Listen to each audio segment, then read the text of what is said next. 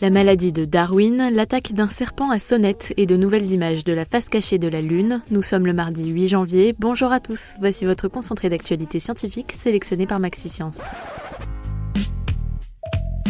La différence entre l'homme des cavernes et nous, c'est le résultat de la science. Et ce n'est pas une opinion, c'est de la science.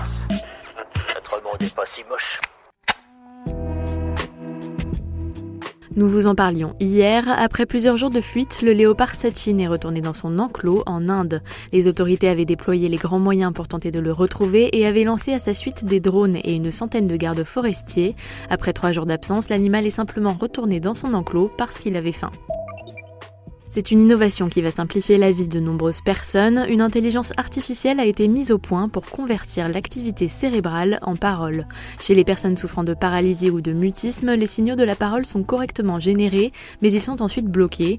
Grâce à des réseaux de neurones, des chercheurs ont réussi à décoder ces signaux et à les traduire en des mots compréhensibles. La Suisse répare les pots cassés. Il y a peu, une compagnie maritime perdait en mer 270 conteneurs d'un navire marchand.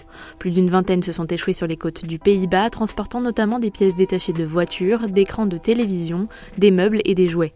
La compagnie maritime basée à Genève a annoncé la prise en charge des opérations de nettoyage. Charles Darwin a-t-il souffert de la maladie de Lyme ? C'est ce que suggère une récente étude danoise qui a cherché d'élucider le mystère de la disparition du célèbre biologiste. D'après de nombreuses archives et biographies, Darwin était vraisemblablement malade durant une bonne partie de sa vie d'adulte. Il aurait conduit la majorité de ses expériences chez lui. On suspectait donc depuis longtemps qu'il était malade et la maladie de Lyme était alors largement répandue en Angleterre. Super, j'adore. Alors écoute-moi bien, je vais essayer d'être clair avec toi. Ouais, génial. Êtes-vous souvent de mauvaise humeur ? Si oui, attention, cela pourrait être un signe de maladie.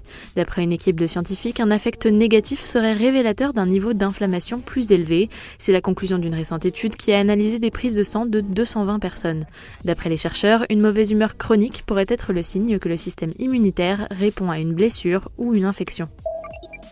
Alors que la question de l'intelligence artificielle et la protection des données personnelles fait débat, 2 hackers allemands ont réussi à tromper un système de reconnaissance veineuse. Il s'agissait en fait de 2 chercheurs en sécurité qui ont réussi à pirater un appareil photo protégé par un système d'identification biométrique. L'appareil ne se basait cependant pas sur les empreintes digitales, mais sur le schéma dessiné par les veines de la paume de la main. Des scientifiques ont filmé l'incroyable attaque d'un serpent à sonnette en 500 images par seconde. Le but, décomposer le mouvement pour déterminer ce qui influence le succès ou l'échec d'une attaque dans la nature. Sur les images, on aperçoit le mouvement foudroyant avec lequel le reptile attaque un rat kangourou. D'après les scientifiques, cette méthode serait plus fiable que les observations en laboratoire. Moins d'une semaine après son alunissage réussi, la Chine transmet de nouvelles images en haute définition de la face cachée de la Lune. On y aperçoit les détails du sol lunaire, notamment les traces laissées par le rover. Forte de ce succès, la Chine entend bien conforter sa place aux côtés des plus grandes agences spatiales du monde et pourquoi pas un jour envoyer l'homme sur la face cachée de la Lune.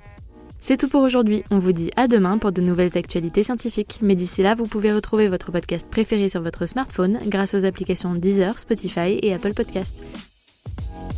Voilà. Il ne reste plus qu'à vous remercier de votre attention. C'est tout pour aujourd'hui. Au revoir.